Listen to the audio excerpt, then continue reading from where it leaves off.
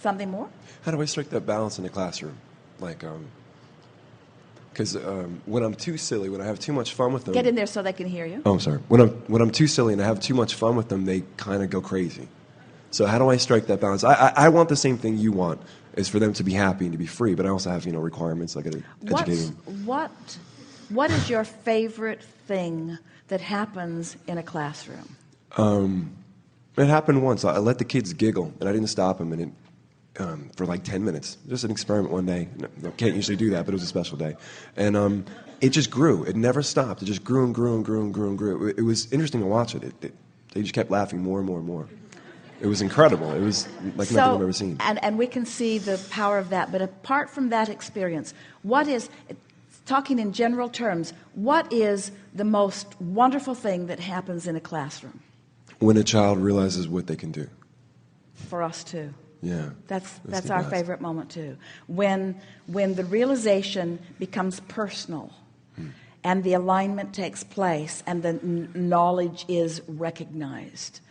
When the knowledge becomes conscious. So as you focus there, now that's a pretty general statement, as you focus there, as that is your dominant intent, then there are a lot of ways to bring that about. And the grid will fill in with it again and again and again. It's those, what you would call spontaneous moments.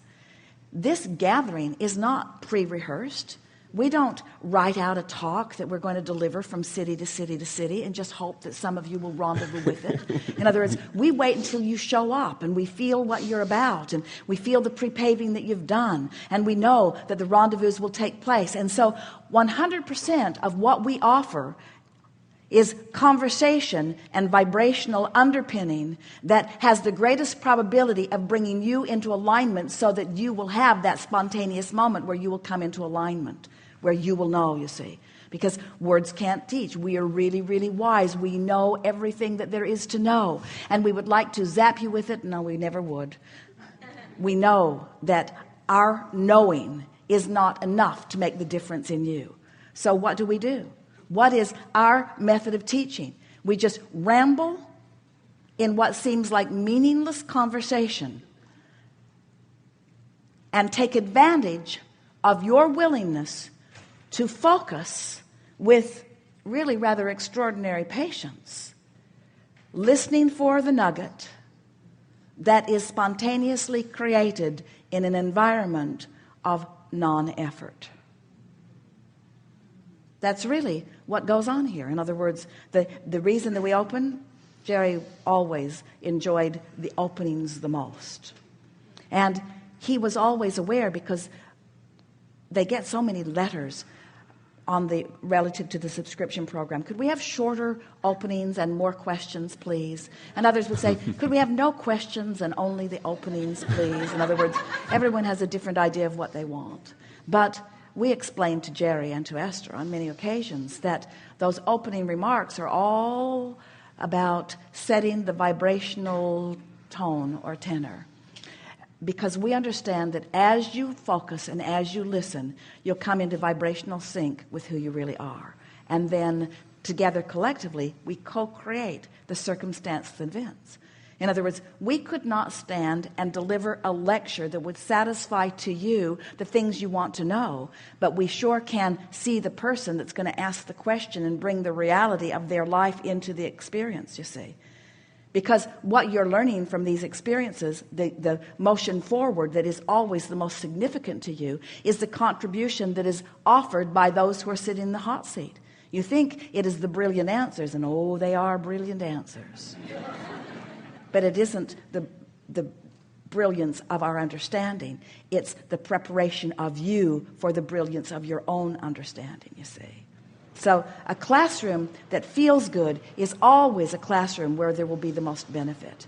And you know, what you are offering in a classroom, far more than the subjects that you are wanting to teach, is human interaction, interplay among people, respect. As you stand there as that authority figure, adoring these children and giving them equal respect, adoring them for who they are and not criticizing any of them for where they stand, but in every case, just like the source within them, just like their own inner being, identifying where they stand in relationship to where you know they want to be, and just laying the basis to make it easier for them to get there. Just ease, ease, ease, ease, ease. What can I do? This is the attitude that you're wanting to hold. What could I possibly say or be or do that would provide the avenue for you to get from where you are to where I know you want to be? That's the premise of perfect teaching, you see. Not, I have a subject and you need to know about it, and I will judge through my criteria how well you have done. But how can I help you get from where you are to where you want to be? And so someone who is not feeling good about who he is, you've got a big subject with that one that is far beyond the curriculum of the classroom, you see. What you're providing for them is the basis of understanding who they are that will serve them forevermore. They could take an online course years from now. They could pick up all of that stuff from the classroom easily when they want to. They could learn all of the mathematics in the world that are to be learned in 1 year if they care about mathematics. In other words, you see what we were getting at? What you're teaching them is far more than the curriculum. You're teaching them that they are good, and that they are worthy, and that life is good, and that life can be easy, and that things are supposed to work out for them, and that life is supposed to be good for them, and that what other people think about them is irrelevant. It's only what they think about them. You are hooking in to the feeling that their inner being has about them, and you're amplifying it until they can feel it for sure. And while they may initially relate the way they feel to you, in time, when you're no longer there, they'll remember how they felt, and it will carry them in the next, and in the next, and in the next, and in the next, you see. And you don't have to be in a classroom to do this, you see. Yeah.